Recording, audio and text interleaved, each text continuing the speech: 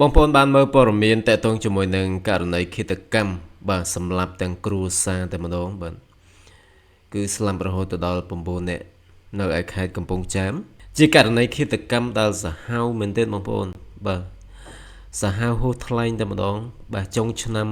2025នេះគឺឃាតកម្មនេះគឺនិយាយថាសាហាវជាងគេតែម្ដងបាទតាមការសន្និដ្ឋានបឋមបាទនេះគឺជាគំនុំ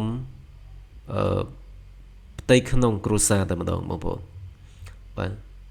គំនុំផ្ទៃក្នុងគ្រួសារតែម្ដងមូលហេតុដែលឈានទៅដល់ការសម្លាប់ទាំងគ្រួសារស្លាប់អស់9នាក់បាទដោយសារតែជនសង្ស័យហ្នឹងគឺមានគុំគួនជាមួយនឹងប្រពន្ធខ្លួនឯងបងប្អូនសម្លាប់បាទទាំងម្ដាយទាំងបងប្អូនថ្លៃបាទក្មួយហ្នឹងបាទរហូតដល់9នាក់បាទគឺសាហាវមែនទែនមិនដឹងជារោគពីអេនិយាយឲ្យស័កសមទៅនឹងទោសកំហុសមួយនេះទេបងប្អូនបាទសាហាវមែនទែនឥឡូវនេះខ្ញុំបានសូមដកស្រង់នៅព័ត៌មាននេះបាទចែកជូនទៅកាន់ពុកម៉ែបងប្អូនយើងបានជ្រាបទាំងអស់គ្នាបាទចំពោះមូលហេតុដែលនាំទៅដល់ការបង្កើតឲ្យមានឃាតកម្មសម្រាប់ទាំងគ្រួសារ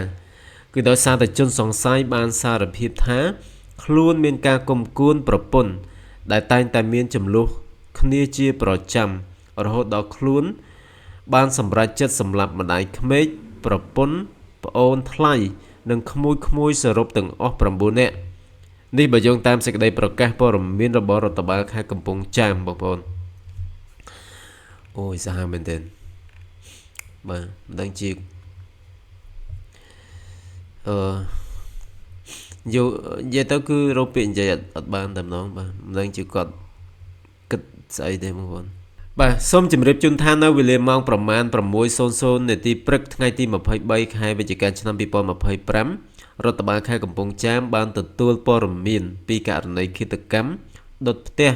និងអាកសម្លាប់នៅភូមិពូនឃុំទួលសម្បូរស្រុកស្ទឹងត្រង់ខេត្តកំពង់ចាមភ្លាមអភិបាលខេត្តកំពង់ចាមបានបញ្ជាស្នងការនគរបាលខេត្តនិងកងរាជអាវុធហត្ថខេត្តក្រោមការដឹកនាំសម្របសម្រួលពីតំណាងអัยការអមសាលាដំបងខេត្តធ្វើការចោះត្រួតពិនិត្យស្រាវជ្រាវអំពីមូលហេតុនិងវែកមុខជនល្មើសទទួលបានលទ្ធផលដូចខាងក្រោមបាទទី1ខេត្តការឃាតកម្មដុតផ្ទះនិងអាកសម្លាប់ខាងលើនេះគឺកើតឡើងនៅវេលាម៉ោងប្រមាណជា5:30នាទីព្រឹកថ្ងៃទី23ខែវិច្ឆិកាឆ្នាំ2025ពលគឺប្រមាណ30នាទីមុនសមត្ថកិច្ចទទួលបានព័ត៌មានទីតាំងផ្ទះកើតហេតុគឺស្ថិតនៅក្នុងដីចម្ការដាច់ស្រយាលទី2ឃាតកម្មដុតផ្ទះនិងអាកសម្លាប់នេះបានបណ្ដាលឲ្យមនុស្ស9នាក់បាត់បង់ជីវិតក្នុងនោះ8នាក់បាត់បង់ជីវិតក្នុងភ្នក់ភ្លើងផ្ទះឆេះនិងម្នាក់ទៀតត្រូវបានអាកសម្លាប់នៅចម្ងាយប្រហែល100ម៉ែត្រពីទីតាំងផ្ទះឆេះបាទអូប្រហែលជាគាត់រត់ទៅឃាតករនឹងគឺតាមទៅសម្លាប់បាទជនរងគ្រោះទាំង9នាក់មានស្ត្រី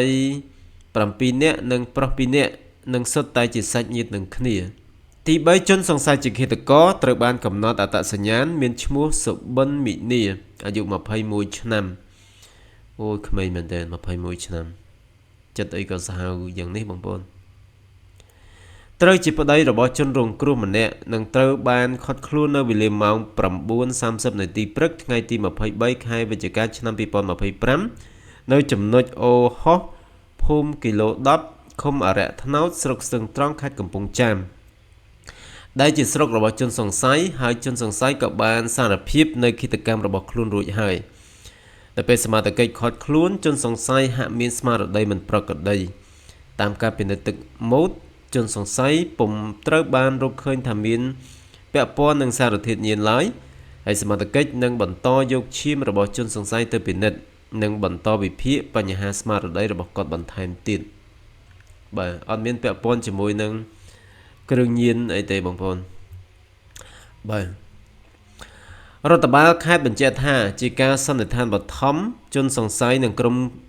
ជនរងគ្រោះគឺជាសាច់ញាតិនឹងគ្នាដូច្នេះបញ្ហាឃាតកម្មនេះគឺជាបញ្ហាផ្ទៃក្នុងគ្រួសារតែម្ដងចំពោះមូលហេតុដែលនាំទៅដល់ការបង្កើតឲ្យមានឃាតកម្មនេះគឺជនសង្ស័យបានសារភាពថា ខ្លួនមានការគំគួនប្រពន្ធដែលតែងតែមានចំនួនគ្នាជាប្រចាំរហូតដល់ខ្លួនបានសម្រេចចិត្តសម្លាប់ម្ដាយក្មេកប្រពន្ធប្អូនថ្លៃនិងក្មួយៗសរុបទាំងអស់9នាក់